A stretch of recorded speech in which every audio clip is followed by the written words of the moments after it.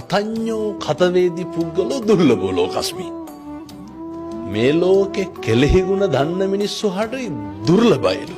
ඒක නම් ඇත්ත හොඳේ. අවශ්‍යතාවයේ සම්පූර්ණ වුණාට පස්සේ ආය මිනිස්සු අපි තියාගන්නේ නැහැ. ආර්ය කෙරවෙනතුරු කාගෙත් රැවටිල්ල කියලා දෙයක් තියෙනවා. ඔය අපේ ජන කවිය මේවා හොඳට පත්තියන් වෙච්ච මිනිස්සුන්ගේ කටවල් වලින් කියවෙච්චා. බුදුහාමුදුරුවෝ එදා එහෙම කිව්වෙත් එදත් එහෙම ඉඳලා තියෙනවා. අදත් ඉන්නවා. මේක හෙට මීට වඩා වැඩි වෙන්න ඕන. කාලේ හොඳයි. අද වැරදි. ආයෙත් හෙට හොඳයි. වෙන්න පුළුවන්. කාලේ හොඳයි. අද වැරදි. ආයෙත් හෙට හොඳයි. අවශ්‍යතාවයේ අනුව තමයි මිනිස්සයා හොඳ නරක. හොඳ නරක තීරණය කරන්නේ.